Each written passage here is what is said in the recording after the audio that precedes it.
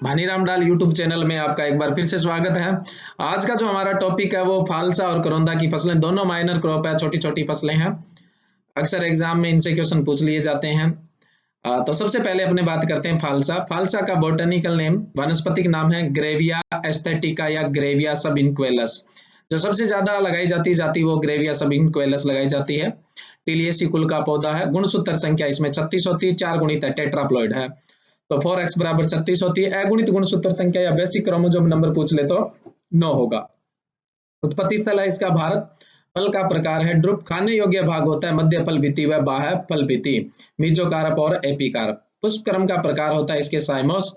इसका उपयोग ताजा खाने में और फल पानक बनाने में। फल पानक एक शरबत की तरह होता है, लेकिन शरबत में जो टीएसएस होता है वो 65 होता है, लेकिन पानक स्पेस बोलते हैं इसको इंग्लिश में।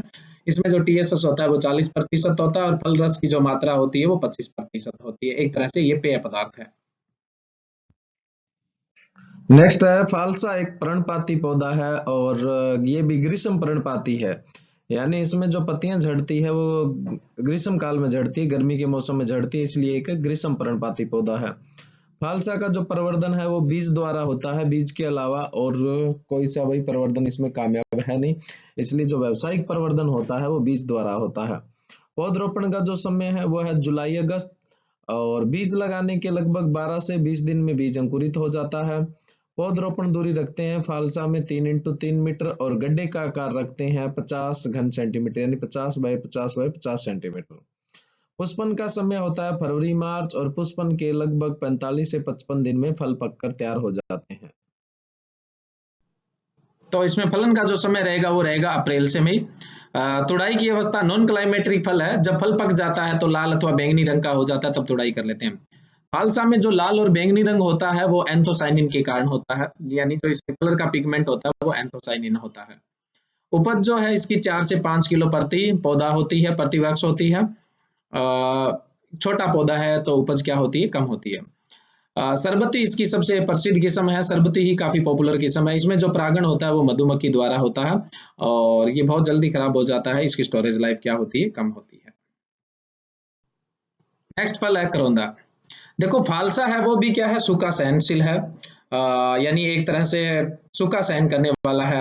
एरिड क्लाइमेट में हो जाता है, शुष्क जलवायु में हो जाता है। करौंदा है ये भी सूखा सहन करने वाला, लेकिन ये बहुत ज्यादा सूखा सहन कर लिया जाता है। इसको मरुदभिद पौधा भी बोलते हैं, जीरोफाइट प्लांट भी बोलते हैं। बहुत ज्यादा ये सूखा सहन कर सकता है। इसका बॉटनिकल नेम है कैरिसा कैरेंडस। इसके जो फल होते हैं वो खाने में थोड़े खट्टे होते हैं, और इसका जो उपयोग होता है वो अपने बाग लगाने की योजना में पड़ा था कि बाड़ बनाने के काम में भी आता है। एक तो बाड़ बन जाती है क्योंकि ये झाड़ी नुमा पौधा है, और दूसरा ये फल उत्पादन भी देता है।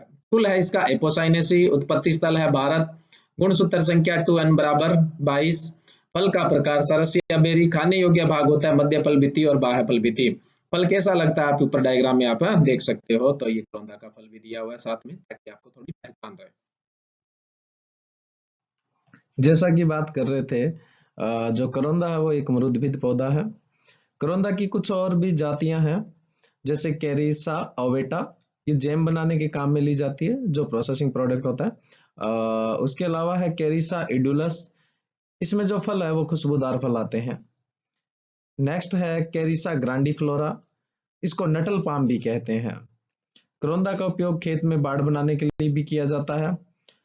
फलों के अंदर सर्वाधिक जो आयरन की मात्रा पाई जाती है वो करौंदा में ही पाई जाती है, और ड्राई करौंदा के अंदर तो लोहे की मात्रा 39.1% पाई जाती है। वैसे अपने टॉपिक भी है फल व सब्जियों का पोषक तत्वों में, तो तब अपने बात करते हैं तो लोहे का सबसे जो रिच सोर्स होता है, यानी सबसे ज्यादा जो लोहे की मात्रा फलों में पाई जाती है वो करौंदा में। ड्राई करौंदा में यानी सूखे करौंदा में जो आयरन की मात्रा है वो है 39.1%। और कैल्शियम का भी अच्छा स्रोत होता है। करौंदा के अंदर जो कैल्शियम की मात्रा है वो 0.16% पाई जाती है।